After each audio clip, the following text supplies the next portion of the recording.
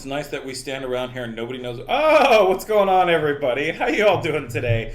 All right, guys, put away everything that we were not doing. Yeah, there was nothing we were doing. No? Oh, okay. Creepy, man. Creepy. Anyway, guys, thank you to another FuzeDrive TV episode that we have going on here, guys. So today, let's just first start this whole thing out with the pink elephant in the room, or shall I say red? I don't know what you're talking about. What do you mean? Okay, what prompted you to go red? It's Thanksgiving colors. That's like an orange. Yeah. You know that falls. You're stealing your daughter's answer. Well, yeah. That was my daughter's answer because she ended up with a similar color, although just a streak. My wife's a hairstylist, so that's. Oh, okay. I'm a guinea pig. This happens all the time. So, like in a couple weeks, I'll be something else entirely. Anyway. Well, I mean, Thanksgiving. Thanksgiving, but I think more or less it's one of those things where I just say like, it's just Thanksgiving. That's orange. It is orange. No? Santa Claus is red, and you're like. With our color correction, it looks almost orange. I'm just the fact that we talk about red and how that leads into everything. Speaking of red, let's talk about the AMD thing. Team Man, Red. you totally stole Talking about Team Red. That was a good segue. That was a good segue. I was sitting there like, how dare you, Zach? So yeah, let's talk about red since you wanted to take the lead. No, so we're talking about like AMD and the new processor they had coming out. I think it's kind of interesting. I mean, like they have the boldest claim so far, I have to say. The most powerful 16 core. Like, how do they? I know how they determine it with benchmarks, but how do you get that? Because when you have Intel in the field, like I don't think that's like easy to say. Like we are the best 16 core out of all of them. They're definitely the newest 16 core. That sure helps at being the best. That's true. That is a good way to look at it. It's like we are the best, newest for right now processor. Well, it's always the leapfrog game. That's how it'll always be. Hopefully. Well, I mean, you never ultimately know with that kind of stuff, like because like everything has a way of saying something with the short time span that it has, and you can get away with a quote, and then after that, like that quote could never stay. Like the quote goes away automatically. You're just like we're the fastest 16 quick. We got to sell it before Black Friday because then the next one comes out. Yeah. I mean, what do you think Intel? Like, how do you think Intel will respond to this? Do you think they're just like, we don't care, we're just gonna? Well, I think it'll be a while. Yeah, I mean they're working on their process and they're having so many issues. So yeah, one of them has a fab, the other doesn't. So. If anything, AMD will suffer from shortages, but now if you guys don't know, I'll tell you right now. This man is a pure Intel lover. I'm a huge AMD lover. Sometimes behind the scenes, we like to get wet fish and slap each other because we just don't agree. But when we're on here, his face is like, no, we don't. It's not my idea of fun, but... Well, that wasn't supposed to be fun. Did you think getting each other with fishes was fun? No. I'm like sitting there like... but no, I mean like, but even you were saying like you're like no, I really appreciate it, and you think that you that this is actually pretty good for what it is for right now. Yeah, it did half the prices of all the high-end desktop Intel chips because they need. I think like the highest-end desktop Intel chip for previous generation, because there's nothing to compete with it, was around $2,000, but now they dropped that to about $1,000. So that's true. It did drive a price change, but even the highest-end Intel chips can't compete at the moment. They really can't. Like that's the thing that I think I've always found the appeal about AMD was that like as a kid growing up, like my parents didn't have a lot of money, so like when I'd always buy computer parts, like I always kept wanting the Intel like everyone else. I'm like, oh, Intel, I love it, and AMD is always what I got. So I was always like, this is not that great. I don't know, when the first Athlon came out, they were really great at that point, and I grabbed one of those. I think I'm a little too young for that. Yeah, it was a long effing time ago. I'm not... Sit back. This is mine and Eric's here. Yeah. I think that's like when Diablo was coming out, Diablo 2, or it was Diablo 1, and I think I never got into Diablo. I don't know. Really? Yeah. What with all the red? It's just click. It was so fun. Diablo was a great game. Sorry. How could you? Sorry. See, I've always enjoyed Diablo as a top-down game. I'm like, I think everyone like lost it when they announced it this year with BlizzCon. Like there was 4. They're like, we're going back to basics. I'm like, God, thank you. None of this auto spam. Like I think that was one of the reasons why 3 never really caught me. Like it felt like you were just auto spamming, and could program everything, and so you just watch people run through dungeons and automatically do everything. So, but ultimately AMD when I was growing up, yeah, that was it. In Athlon, I did own one. I was really excited for it, and that's what was really powered my computer. The funniest part was though I did win an Intel chip from Blizzard for the was it I want to say the Heart of the Swarm. And like Intel was like doing that whole thing over at the Irvine Spectrum, and I went over there and I was all excited, and it was packed. Like everybody was there. They were like, "Oh yeah, like StarCraft 2, Heart of the Swarm." And as I went up there, like it was massive, like literally massive. And they were like, "Okay, we're gonna call out raffle tickets." And I'm thinking, amongst 1,000 people, I'm not gonna win anything. And I'm sitting there, and like this ticket, like I'm just going like, "Oh, it doesn't matter." It's like what 669? Oh, that's weird. Like. And it had like it just seemed so long. As I'm just sitting there in the crowd, just looking around, like watching the festivities, and I was like, "All right, so the next ticket is 669," and I'm going like, "Sounds odd." Oh my god, I won! Like so I like started going in the head, and so they give like the first thing I see is them giving something to somebody in the crowd. I'm like, "Hey, wait!" Like trying to see people, like that's mine, like running up. And I told him, like, "Hey, you gave that guy my stuff." He's like, "Oh, no, you won the bigger prize." I'm like, "What?" And so it was like a new case. I think they gave me the chip, a new chip and everything. And I was like, "All right, sweet. I can get I'll finally get an Intel build." I think about 8 years passed, and I just sold it off because I wasn't going to use it. It just sat there, and I was going like, "Really?" Yeah, I literally, oh man, because I had a strong AMD at the time, and so like I was just going like, well, like I could build the next Intel, but like it was so much in the pricing.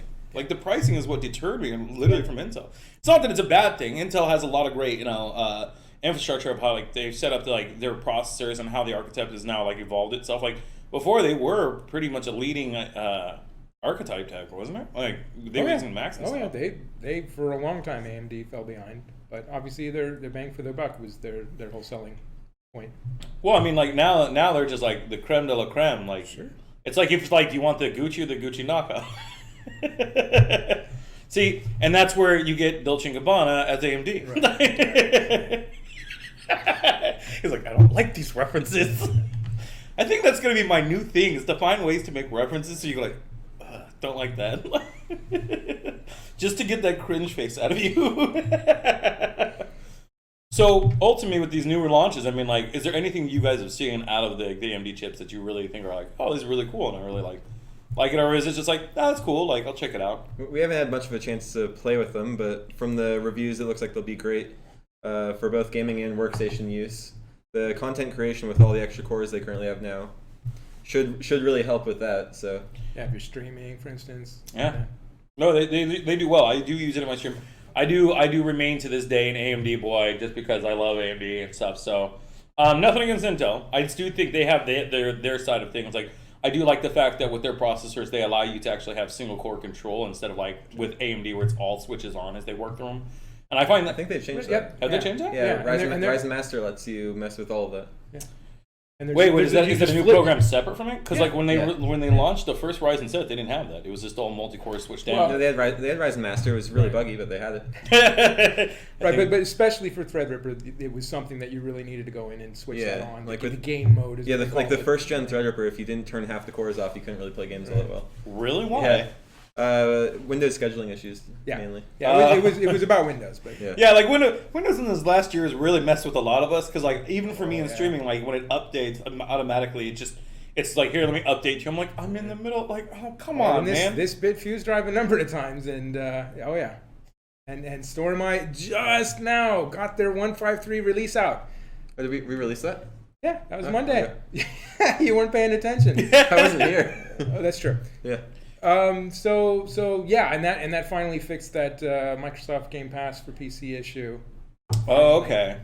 That's why I got charged $49.99 yesterday. Oh, did they up the price finally? Well, it's like I think it's $1.99 to start. For, right, like, if right. You wanna, yeah, and then like now it was 99 cents or something during E3. And yeah. Then, they were just hoping that all of us, including me, just forgot that we bought it. So. Right.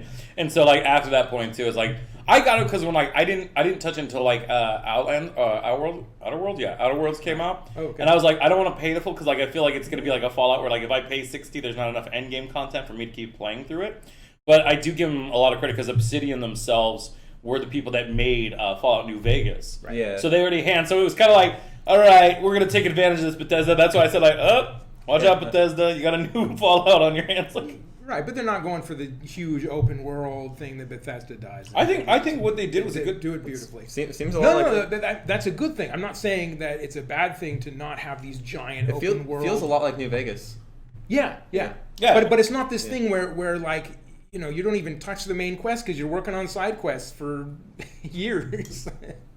So and that's the thing though. But like Obsidian has always been good storytellers. We looked at Oblivion. We've looked at a lot of stuff, and it's actually funny because I just last week for my game design class I got to meet Jeff Kaplan over at Blizzard and stuff. Also, I want to put it out there: Jetpack Cat needs to exist. All right, you put a gorilla and a hamster, and you all drew the concept for Jetpack Cat, but you didn't put it out there. Go to Reddit, and I want you guys to start that forum. Jetpack Cat must exist. Okay.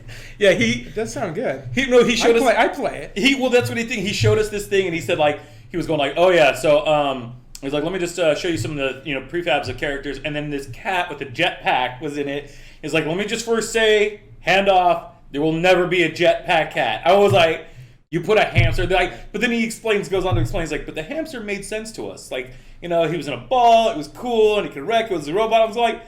Remember that old game, the hamster ball? It was kind of like Marble Madness. Oh yeah, Atari one, yeah, but and you controlled it. That was so great. Yeah, it's so. Sorry. Yeah, we're reminiscing the old days. But like the thing is like I thought it was interesting because like if you look at it, like I was like, wait, so you made sense of a hamster in a ball that could kill things, but not the jetpack cat? Like, come on, man. I'm with you. I feel like that would have been a great initiative. So let's make that happen. Reddit, let's put that on there. And so as that goes, it's kind of interesting though with like the new stuff that we see coming out with the new processor. There's a lot. They offered a lot in this. Like this is a big full on launch, even as before like CES coming out next month. I think. Well, no, not December yet. So right. The month after. Right. So like there's a lot to be seen. So like CES should be kind of interesting. I mean, you guys are going, right? Oh yeah, and we got something to talk about. See, and that's why my segues are great. So as far as everything goes, talking about AMD and the new processor, and you guys have stuff you need to talk about too, right? We do. The thing I'm talking about CES, that's going to be something else entirely. We got a few things in the pipeline. But finally, after the last couple Twitch streams where I said coming soon, so it's coming really soon. But to the point we'll go home, but we can announce it today. And he sat there the whole time. I'm like, we're going to talk about new products. All right, coming even sooner. That's not a new product here. No. FuzeDrive Premium is coming super soon. So it's bigger, better, faster. So you get 2 tiers instead of 1. You can have multiple disks inside the tier. Yeah. 4 terabytes of fast. 4 terabytes of fast. I don't know how you're going to make that happen. You can buy some of those giant 2 terabytes, and if you're one of those data hoarders that we've talked about, then I'm kind of more power to you. Me too. I need to actually right now. I need to go back and clean the C drive because I've let it dope. No, you don't. You need FuzeDrive. This is true. You're right. What an easy solution. Yeah. What do you know? And it's true though, because I mean, like FuzeDrive does offer that opportunity. Because like, as much as I want to go back and like erase, because like that was the old thing. Like you used to like you get too filled, you're like, I don't really need everything. I can re-download or install it. I'll just erase it, start over, and like formatting became a trend for a short bit. Like just format the drive, restart over, and like with it, it's like it was like nice and clean because there's so much data going into your computer the whole time. You don't really get the opportunity to know what is being saved. And like what's going on there all the time. Like it says like installing file, but to an average user, they don't know what's going in. Like, and they don't know that there's like, the data apps that hides itself within your documents. Like there's a lot to it. So that's when people are like, why are my documents so large? Like probably something you should know, But and that's the part where I think it's interesting. So like with Premium, what are we seeing here? Yeah, so besides the things that I talked about, there's also a few extra bells and whistles packaged with it, including some performance monitoring tools specific to watching promotes. I think we actually have a clip of that. We can do we? Let's check that out. Also some file pinning. You can right-click on a file and say, I want that to always be on the fast or always be on the slow or be on the fast for X amount of time. So on your screen right now, you'll see a video of one of our monitoring tools. This is one we call eLive Monitor.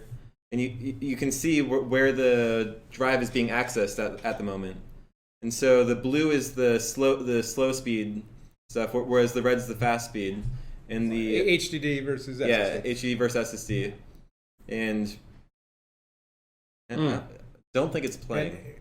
It may take a second there. Anyway, this is a young tier, and it's going to be a time lapse, so it's going to be pretty quickly. You'll see at some point. If you hit the eye on the left of the lock, I it love should restart live it for you. streaming, isn't it great? We should not see that issue. That's interesting.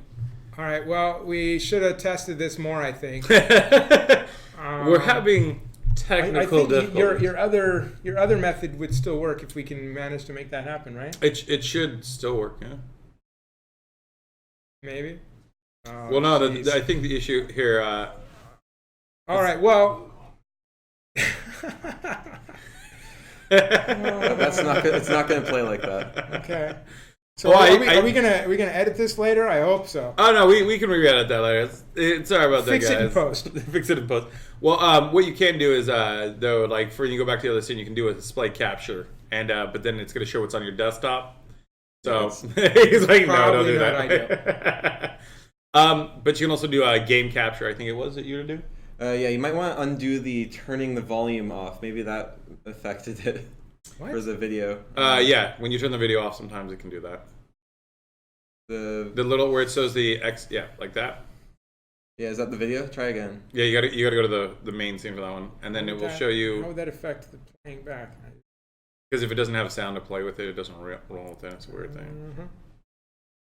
All right, go to the video. Okay. All right, we're skipping it. We're skipping it. As you can see in the chart. So what was the chart supposed to show us? And we can just try to imagine. I'll just take my hands and look like the bars. On the chart, you'll be able to see real time where the data is accessing on the drive. And you can also see it moving, like where the red stuff is. So you can see like, oh, it's accessing data over here, and then all of a sudden that will start growing red as more of that becomes fast. So it allows you to see stuff like that. There's also other tools that are included, like one called ePerform, which allows you to test the performance across the entire drive. Yeah. And see like which parts of the drive are being fast and which parts are being slow at the moment. And you can test other drives in the system, yeah, just the raw drives, and see what those look like as well. Yeah. Well, I mean, and that's great because like at least that's where the graph would have helped us a little bit more to understand it. But if you saw like we saw it like over it's distributing everything with the sectors that you're actually checking out and like using, right? Right. See, and that's so when you're using this, sorry, and I kind of got a little part of that and I was going like and that. So when we see this kind of stuff happening, what does it usually look like if you're not using FuzeDrive? Is it just going to stick to one sector and just use that sector constantly, or is it going to? Well, without FuzeDrive, the whole thing would be either red or blue, depending on if it's just one side or the other. Depending on if it's SSD or hard drive that you're looking at. Yeah. So it's never going to change. Yeah, it's never going to change. It's not a virtualized tier. The data is going to stay in the same place the whole time. Like if you load your game and your game happens to be on this like section of the hard drive over here, that's where it's always going to be read from. But with FuzeDrive, so that game that you're playing with will, like the parts you're accessing most will be moved to the red fast stuff to allow you to have the higher performance on the stuff you actually need the higher performance on. Oh, okay. So it's just prioritizing, making sure that like what you're using more often. And there's also other things like there's a graphical feature that if you are in File Explorer and right click, you can choose files to like say I want this to always be fast, or you can even say like for the next 7 days I want this file to be fast, and you right click, say like promote this one forever. And well, wait, did you just say like I can prioritize like for the next 7 days? Like you can determine like for only 5 days for some reason I want this file to be fast, or you can determine like I don't think I can ever use this again, and say just permanently make this one slow. And you can like customize what's fast and what's slow. If you have something that like you want this always to be fast, even if you don't access it that often, you can set things up like that. Yeah. And it's nice also if you actually look at the right click menu, you can see currently how much of that file is promoted to the fast, so it'll say like 20%, and whatever it is. So you can even delegate how much power it's getting too for like each one.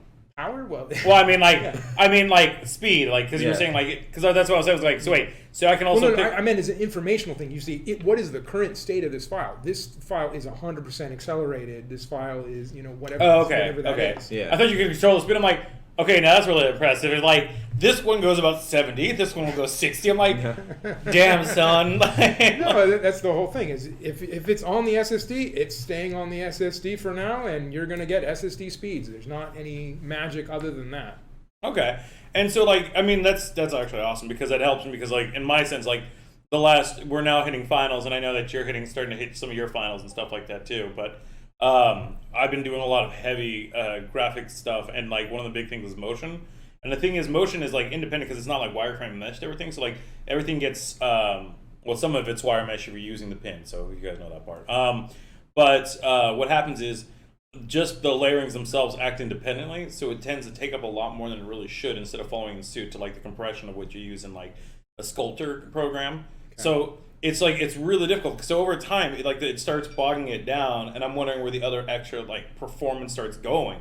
Like I think I have 5 separate compositions that have like 32 layers. It's likely you're having other issues. Yeah, there's so many possible bottlenecks. Yeah, besides storage. Because I'm running 16 gigs on my RAM and everything like that. I'm like, well, but that's not a lot for content creation.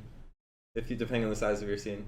You don't have to make it seem so small. But there's RAM, there's CPU, yeah. There's all of the possible bottlenecks. But if the hard drive is your bottleneck and you want to make sure that those files in particular are always fast, you can choose to right-click those files and say, I want these to be fast. Well, I mean, I know it's not the rendering out because that is the RAM and like the video card itself. What I'm saying more like the hard drive as recalling things and certain items when I have to import and bring them in, sometimes they bog down or take longer than it has to on reading. So that's what I meant, man. Come on. Right. But if you open the thing, it's gonna accelerate it anyway. There's not This is more like I want it to be sticky.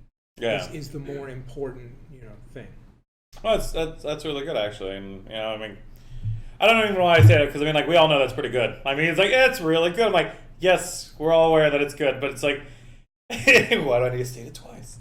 But so with that, I mean like what else do you see like besides this? Is there anything else you can actually talk to us more about, or is that as far as we can go with it? Because like. With your guys' because you guys are working with AMD now, like as we speak about Red and everything like that, right? Well, that's the store of my products, so yeah. This is on top of the store of my products. Right. This is an additional thing. There's not going to be a store of my premium. Oh, okay. This is only FuzeDrive.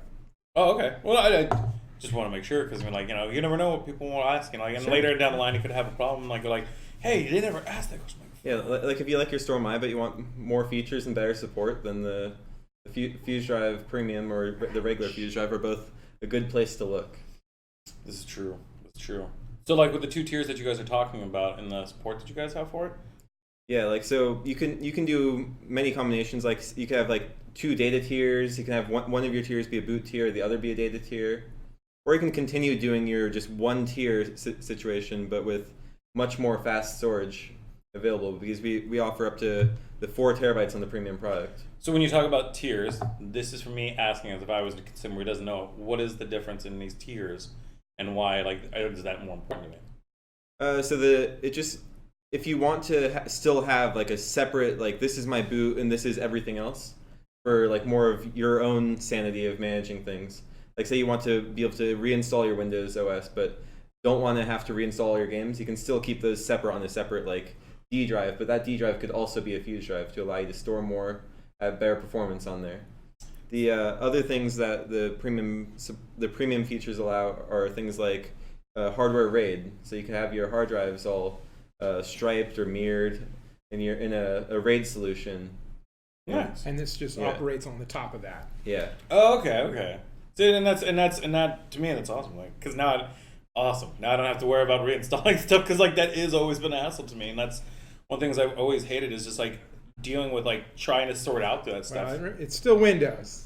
It's gonna get bogged down. You're gonna have to reinstall at some point in your life, but I see it. That's the thing I hate is because like over time you get a bunch of programs. Like even now, like everyone advertises like about, and this is me personally. This is not reflecting anything future, but like I don't ever use any antivirus programs, and like Nice. Well, it depends on what you're doing. Because I'm not the person who's going on and seeing certain sites and doing certain things I shouldn't be. Like, if it asks for cookie acknowledgement, I don't deal with that. But at the same time, too, I have never really gotten any problems with it. Windows Defender is good enough. Well, you are running an antivirus in that case. Okay. Unless you're killing Windows Defender also, which I doubt you're doing. I killed the firewall, but not the Defender, no. Okay. Yeah. It's because it's just like, a lot of times third parties seem to have more of an issue. Like when you look at it, more than just, when you're doing like an update, like Avast and AVG, you can't get these updates now. Yeah. Well, because I used to use Avast. I thought Avast was like the best thing, and then like after a while, it's just like it kept having more issues. Everything was a virus. But is that Microsoft's fault? And then. Well, no, I'm not blaming Microsoft. No. I'm saying you should be blaming Microsoft. That's Microsoft's fault for everything. Oh, because it bases off its own index reference. Am I correct? Like, no. What I'm talking about is it getting in the way of doing Windows updates, things like that. Okay, yes. And Microsoft's doing its updates, even if it does succeed, and there being some incompatibility, something like that. Okay, so I thought you were talking about like updates in general with anything, where it's like it's always asking, do you want to verify? Well, you want those. I mean, that's the whole point. Is you got to catch up. Yeah, you're always catching up with the latest malware. So that's very true, and that's the funny thing. I mean, like we went from having a prince that asked us to send him money through an email to, hey, Google's trying to get your account. Please sign in now. Like I remember hearing about that stuff way back in the day with MySpace. I had a friend who worked over there. God. Yeah, MySpace. No, I used Friendster, man. That was Friendster. That was it. I had a Friendster for a short. I think I was more of like during my college years. It was like Dead Journal because they had Live Journal. I know. I had never heard of that one. Yeah, there was one thing called Dead Journal because it was supposed to. It was like the emo version during the time. I think we're excluding our younger hosts and viewers. This is true. Sorry, we're reminiscing of an era that just done. But anyway, I had a friend that worked there, and he got and brought me to the aware of like people using like the fishhook. Google's doing this, and since nobody had any official way of like knowing it was Google, a lot of people filled it out. Or same thing goes for MySpace. Like it had like the second reload, or like you'd sign in, but it reloaded the other one, so you always had those issues with that. So safety is needed. But moving back on the track and talking about safety, man, have you guys seen that Tesla? Sorry, it had to get worked in there at one point. Like the new Tesla, that's like it looks like it'll make my drive to school considerably safer. Driving through LA and making sure it's able to stop a 9mm, that might be important. I don't know where you're driving through in LA that you get a 9mm constantly. Like, oh, honey, it's raining bullets. Like, never know with the. Yeah. I tried to go to the gas station the other night. It was like 11 at night, and looking around, like, okay, that gas station, it's well lit. Looks like it might be safe enough to stop. I don't know. These are all things I had to think about. Yeah, but you don't really want to go down the LA streets unless you can stop a 50 cal, right? I've seen those movies, those documentaries. Which ones? The documentaries about 50 cals being shot at people in LA? Yeah. When does this happen? My Cali story. Those are illegal in California. Yeah. Going like, who's got a 50 cal walking around California? Like, I mean, there is one. Okay, so like back in my days when I used to work in movie production, we went to a set location, and in Sunny Valley, there's a dude who literally owns. It's one giant-sized building where they shoot all the movie stuff because he made it for that. Like, so he gutted a house and he took the lower servant's house as his house. Okay. But if you go to the right of his plot, he has a bunker. Nice. And I'm just sitting there going like, "What's in there?" My friend was like, "Oh, dude, that's loaded." I'm like, "What do you mean?" He's like, "Supplies, AKs." I'm like, "He's got AKs?" He's like, "Oh yeah, a couple ends," but he's like, he can't like have the triggers and stuff because it's like California regulations. Like, so basically, if the apocalypse happens, I'm pretty sure he has those parts laying around to just make it full automatically. So it's just kind of interesting what you find in California. You're like, what? Why is there a bunker located in Sunny Valley? It's all for movies. It's just all for movies. Okay. It really is true. I mean, like they shot a whole movie with I want to say Cloverfield in a bunker. John Goodman at like pretty low bound. Like I'm pretty sure they could use the same bunker. So, but like, see, I don't think I'm going to trust that on the Tesla because I mean, after that first example of the window shattering, like, no, you saw Elon Musk. He claimed that hitting the door with a sledgehammer over and over again caused the window to be a little less stable for throwing the ball through the window. Well, and also they threw previous balls at the window. And the kitchen sink. He saw the kitchen sink. So like nobody. I didn't see that one. They threw in the background, he was like when he was talking about like, oh, I'm not sure why like this happened, but like for some reason he had prepared like a video with like throwing other things like the wrench, the kitchen sink. Sure. Well, you got that's everything but the kitchen sink. I thought he said everything including and showed a video of a kitchen sink hitting the window. Well, I mean, I think that's the interesting part is like when you watch it. Like I just can only like you can see his face immediately when it's like boom, like dang it, Dave. I'm happy he was brave enough to hit the back window too. See, even it out. But like I don't know. Like I think that's the part about it is like we see new technology always emerging, And like for Tesla, like that, everyone makes the joke, and yeah, sure, it looks like a Death Stranding car, but I haven't even look at it. Like Death Stranding cars almost look exactly the same. Like you were saying earlier, like it's almost as somebody took the whole render, was like Elon Musk turned over, was like, that's done. He's like, I just started working on it. Like, I haven't even started bending it. Yeah, I didn't like it that night, but the next morning I woke up and I was like, actually, that is a really cool car. So, well, I mean, that front end though, that's with the light. I mean, the thing that he's been teasing this whole time. So you're agreeing with me that it is really cool. That just that front end, the way I like that. But yeah, the boxy thing in the wheel well, I don't know. I think maybe it's me being biased. It's like my Fit. Like I don't mind that it has like the smooth like curvatures of everything. My biggest concern though ultimately comes like those really sharp edges because they're very hard edged. And because they can't bend the thing because it's too thick. Yeah, it's made of the same stuff as the starship he's building. Do you ever think he's got like a secret list, and that's why he's like hitting up celebrities? Like, if the end of the world comes, we're going on my spaceship to Mars. I have a secret base. Following his Twitter, it seems like people just tweet him and say like, "I think this will be cool," and then he turns around and makes it. So. Really? Well, okay. So what does he not make? a flamethrower, for instance. Yeah. That was okay. That was pretty cool. I'm not gonna lie about that. I'm like, that is pretty dope. Like you could make that. I think they used that in music videos at one point too. So, but like as we look at like new emerging technologies, like we have stuff, FuzeDrive, and we have other stuff that's coming out of the field. But like, let's kind of more or less see if like, why do you think people always have that hesitation, that doubt, like something may not work? Because like ultimately, like that's what we look at too, is what you guys deal with daily with FuzeDrive. Like, how do you convince people to ultimately go like, I shouldn't be scared of this and start using it? Nobody likes change, so like I think letting them know that it's not as scary, the change, is probably the thing to do.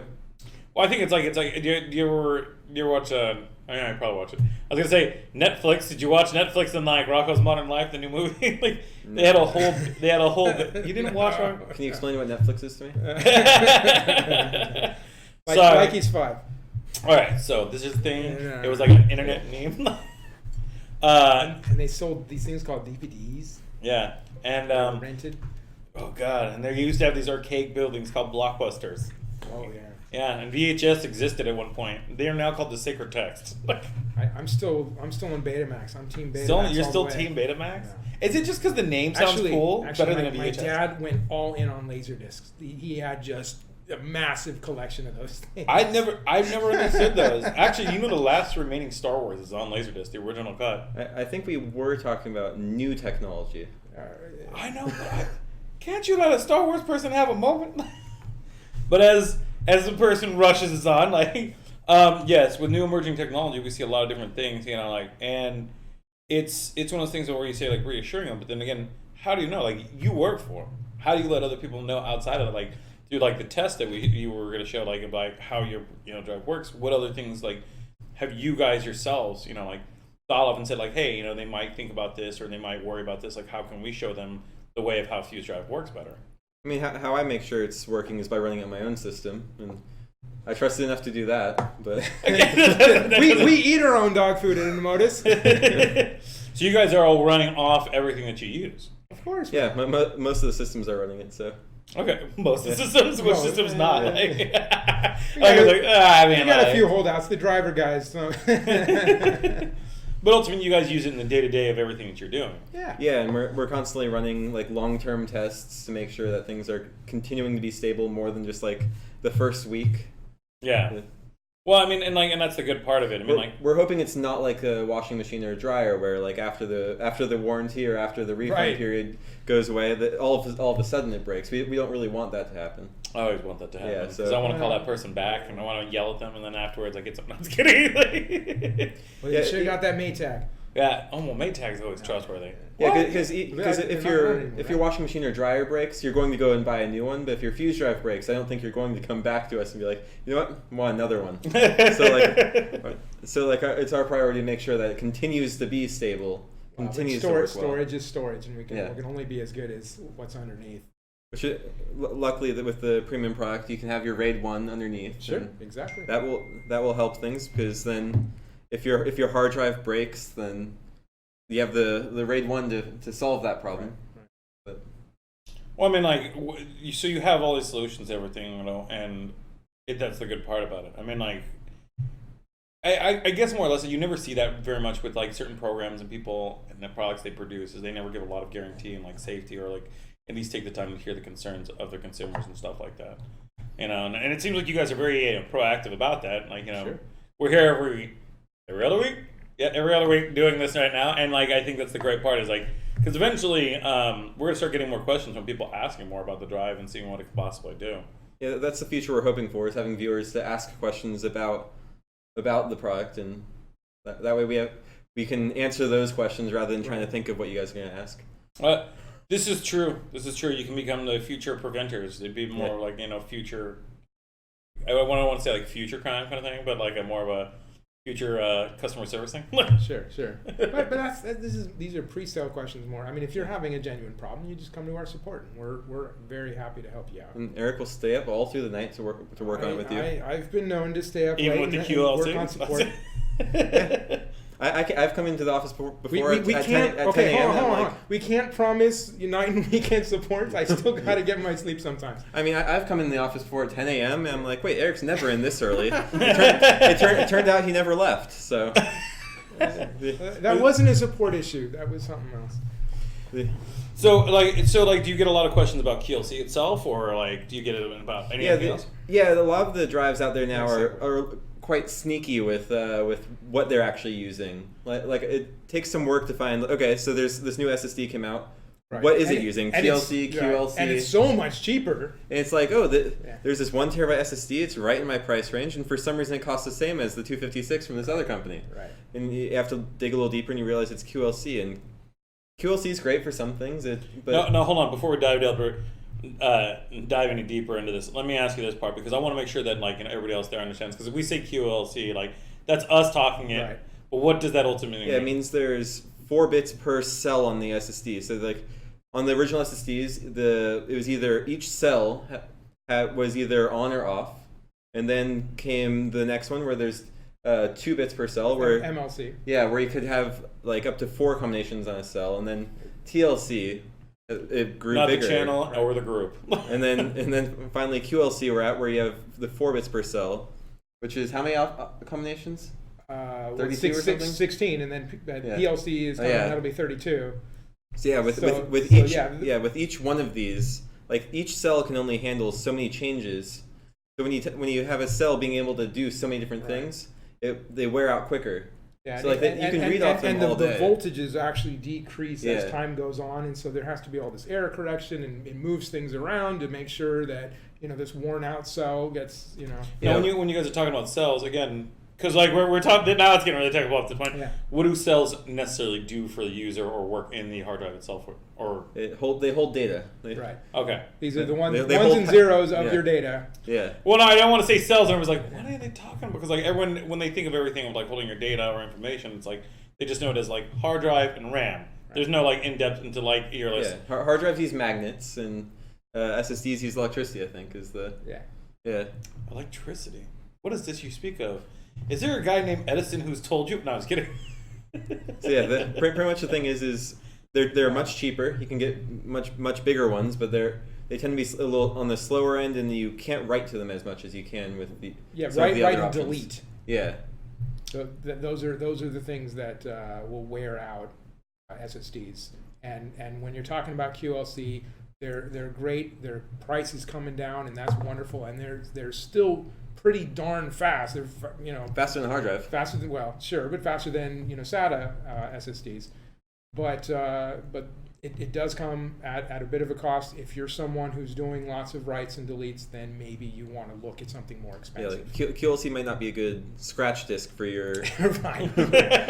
for your content creation. But no, it is not. But if you have like long-term storage that you still want to be pretty quick, QLC is a good option for that, because you're going to write to it once and read from it a lot. That's something it can do. And we've discussed in the previous ones about how you can use FuzeDrive as an endurance tier rather than a performance tier. There is a performance improvement between the higher class NVMEs and the QLC NVMEs, but beyond that, getting that endurance to be the part that's hit hard, where the other stuff is more like long-term storage. That's also available as a use case for FuzeDrive. Yeah, so if you want to run like your QLC as your slow tier. It's what slow? Yeah, but it's not particularly slow, but right. you can. Yeah. But it's slower than the fast stuff. Sure, but So less resilient though. Yeah. Is the more So you- important you issue. How do you be know like- it's less resilient? How do you know it's just not trying as hard as the rest? It's just not getting there. I like to be that Thomas the Engine enthusiast. Yeah. Poor little QLC. It's not living up to its full potential. So like Optane prides itself on being able to be written to over and over again, and have its like almost infinite endurance. But right. But so you're that would- paying a huge premium for that. So it's much more expensive. It's smaller and faster. So that would work great as your fast tier, like your tier that's having the most stuff happen on it. Whereas you can have your QLC as like a slower section, right. where something gets put there and it stays there. Right. And so that's like a future we're looking at, is having QLC handle the more archival stuff. Sure. And we're working on making FuzeDrive more adapted to that particular use case. We also have some future announcements, but we can't yet talk about. And that'll be during CES. We'll really be starting to push that, and maybe we'll see around that time frame some announcements about a new product from Inmodus. Some new product announcements from Modus. All right, guys. So my question is going to be spent trying to crack their hard drives. I need to figure out what this is because they haven't told me yet either. So, I mean, I just have inklings of what you guys do, but Sure. I'll figure it out. I'll get out of that red beard of yours. That's where they're hiding it. That's why you turned it red. It was like, make sure nobody knows it. Just let it blend in. And so I see how it is. I see how it is. No, that's where I have some birds hiding. That's right. I need to work. Yeah, that Cameron who used to work here. Yeah, he had this beautiful beard with his curled mustache. I'm trying. Sounds like you had more of a man crush on him. Big time. Okay. Cameron, we miss you so much. Please come back. Yeah, it's wait. Did Cameron you also used to work over at EVGA? No. No. Okay, because there was a guy at EVGA. What? I'm sure there's multiple Camerons out there. You think so? Yeah. There could be, but with the beard and mustache, there was a guy over at EVGA Okay, that I alright. met, and he was doing the hosting for him, and that's why I was going like, wait, is Did this? he wear bow ties and suspenders? And, Yes, he does. Yeah. I mean, but even it seems I like do it when I goes with the whole. It does. It makes hipster. You know. hipster. Oh, thank you. Yeah, Is that how we're getting described now as hipsters because we have beards and mustaches? What, curled up at the end? That could be just old It's timey. a good. That's what I'm saying. It's a good look. You know, I think if you hipster can would- pull it off. I think a hipster. But it's a would be- lifestyle. You know, you gotta commit. You have to wake up earlier for that. Yeah. Oh no, You gotta oil the sucker and wax it and. Well, it's kind of funny because like even when you bring that up, I was actually looking at beard trimming and like techniques Sure. for my Oh, yeah. for whatever this is going on here. Yes. Someday you'll be able to grow a real beard. It really that's what I told people. It's like with beards, like it's like either one way or another. Is that like if you try to grow it, it's like some people get it like full in, and you're just like awesome. Like I don't have to worry about it because it feels right. Yeah, look at these two bearded guys. They're just smiling over like screw you, guys. No, it's not. But more or less it was. Come on, when I was 21, I couldn't grow sideburns, so This is an achievement for you. It's like I got sideburns finally. Yeah. Well, see, like for me, it's always it's more of a patch thing. So you know, like that's why I'm like I don't grow it out because like then it looks like I like look very disheveled with little patches. A on little my bit face. when it's white, then it'll blend in more. You'll not see the patches as often. Well, like some of us here, we're trying desperately to cover it up. We're getting the wrap it up signal, I think. Oh, yeah, good it is. That's right. Sorry about that, guys. We wandered off into the field of beard grooming, but yeah. So we're looking at all those different products that you guys have coming. So there's a lot to process here and like look through. Little joke there, process. No, okay, it didn't work out on that end. But I mean, so there's a lot more coming on. Like after like this month, I mean, like we go on hiatus for like another 2-3 weeks and then come back. So with Black Friday coming up really soon, right before we leave, we're looking to discount some of our products Sure. online. And Oh, really? Yeah. Are we allowed to talk about that, or it's just like you have to go to the website and be ready for it? Just watch that space for the Cyber Monday deals. Watch our site and things will be ready for Cyber Monday. Cyber Monday. Yeah, Cyber Monday. I like that. The funny thing is Cyber Monday is finally taking over more of the Black Friday kind of scenario. Well, Like, now it's just become this big thing where you I get think- to like the whole week before and the week after, and it's this giant. I think it's nice because then you Wonderful don't have, thing. No one wants to be working on the Friday after Thanksgiving, but the Monday after Thanksgiving you can work then. So I don't know. I think from the Friday, I still have to recoup like 3 days, so I need like till Tuesday. Oh yeah. It's our old man bodies, you young vibrant people. Turkey Like, coma. oh, I'm still eating turkey through the rest of the week. Make the turkey sandwich. At least. All right, and then you make the turkey cranberry sandwiches. Like you try to work turkey into every part of your meals until it's gone. Well, with that said, ladies and gentlemen, that has been another day for us in doing FuzeDrive. I think we're gonna go carve up some turkey, have some good times with our family. You guys have anything else more to say? Nope. All right, bye. You not wait here.